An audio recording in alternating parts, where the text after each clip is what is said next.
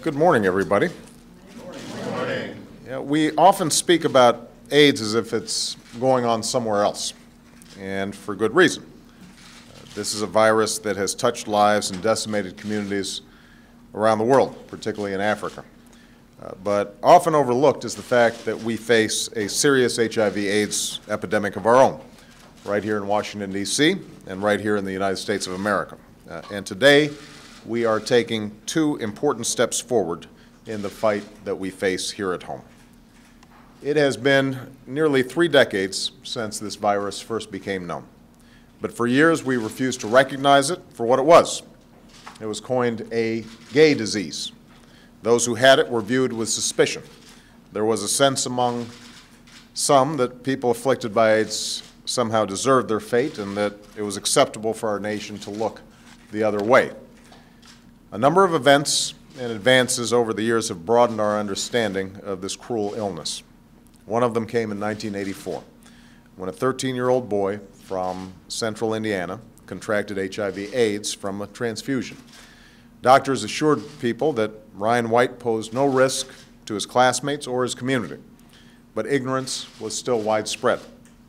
People didn't yet understand or believe that the virus couldn't be spread by casual contact.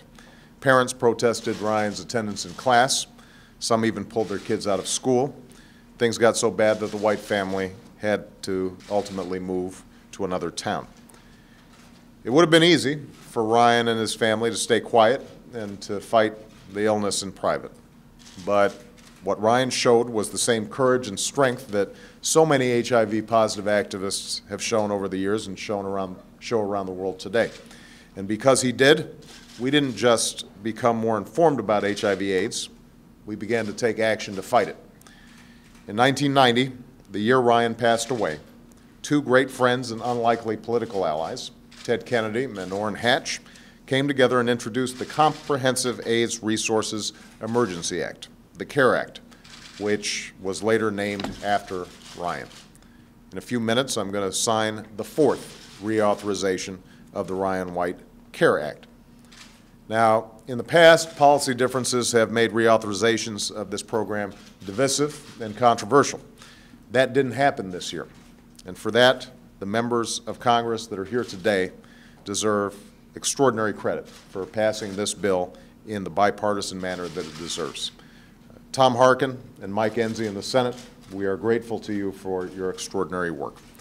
Speaker Pelosi, who's always leading the charge on so many issues, Frank Pallone Jr., Joe Barton, Barbara Lee, and Donna Christensen in the House, thank you for your extraordinary work. Oh, don't worry, I'm getting to Henry.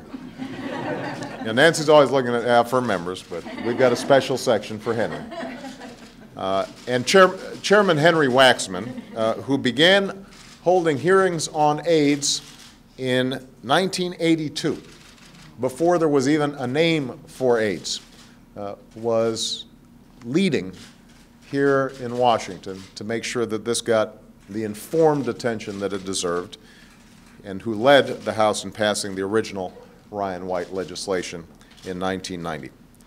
I also want to acknowledge the HIV community for crafting a consensus document that did so much to help move this process forward. Some of the advocates so important to this legislation are with us here today. Ernest Hopkins from Cities Advocating for Emergency AIDS Relief, Frank Oldham Jr., President and CEO of the National Association of People with AIDS, and Julie Schofield, Executive Director of the National Alliance of State and Territorial AIDS Directors.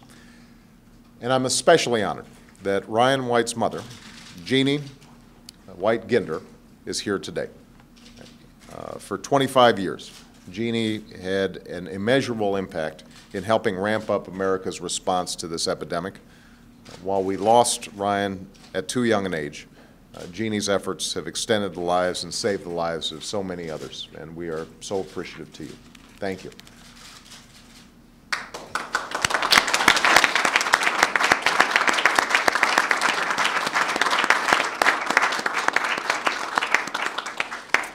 You know, over the past 19 years, this legislation has evolved from an emergency response into a comprehensive national program for the care and support of Americans living with HIV/AIDS. It helps communities that are most severely affected by this epidemic and often least served by our healthcare system, including minority communities, the LGBT community, rural communities, and the homeless.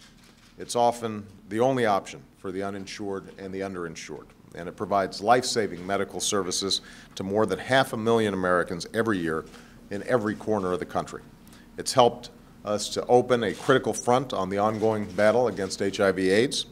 But let me be clear, this is a battle that's far from over, and it's a battle that all of us need to do our part to join. AIDS may no longer be the leading killer of Americans ages 25 to 44, as it once was, but there are still 1.1 million people living with HIV/AIDS in the United States, and more than 56,000 new infections occur every single year. Some communities still experience unacceptably high rates of infection. Gay men make up 2 or 3% of the population, but more than half of all new cases. African Americans make up roughly half of all new cases. Nearly half of all new cases now occur in the South.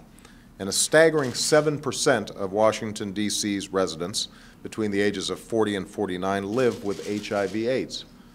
And the epidemic here isn't as severe as it is in several other U.S. cities. So tackling this epidemic will take far more aggressive approaches than we've seen in the past, not only from our federal government, but also state and local governments, from local community organizations, and from places of worship. But it will also take an effort to end the stigma that has stopped people from getting tested, that has stopped people from facing their own illness, and that has sped the spread of this disease for far too long. A couple of years ago, Michelle and I were in Africa, and we tried to combat this stigma when we were in Kenya by taking a public HIV/AIDS test. And I'm proud to announce today we're about to take another step towards ending that stigma. 22 years ago, in a decision rooted in fear rather than fact, the United States instituted a travel ban on entry into the country for people living with HIV/AIDS.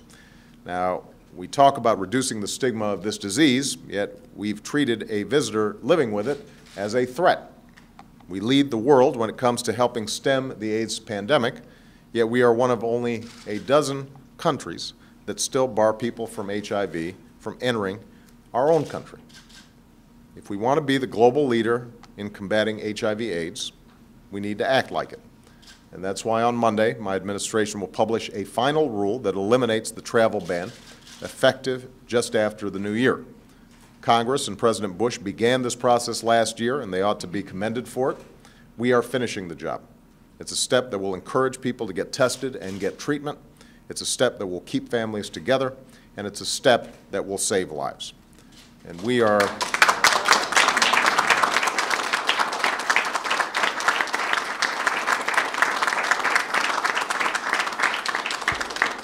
continuing the work of crafting a coordinated, measurable national HIV/AIDS strategy to stem and suppress this epidemic. I'm pleased to report that the Office of National AIDS Policy, led by Jeffrey Crawley, has already held 8 in a series of 14 community discussions in cities across the country. They've brought together faith-based organizations and businesses, schools and research institutions, people living with HIV and concerned citizens, gathering ideas on how to target a national response that effectively reduces HIV infections, improves access to treatment, and eliminates health disparities. And we are encouraged by the energy, the enthusiasm, and great ideas that we've collected so far. We can't give Ryan White back to Jeannie, back to his mom.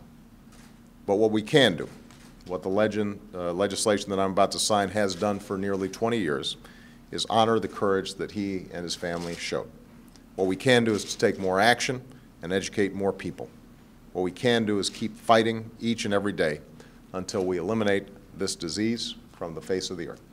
So with that, let me sign this bill.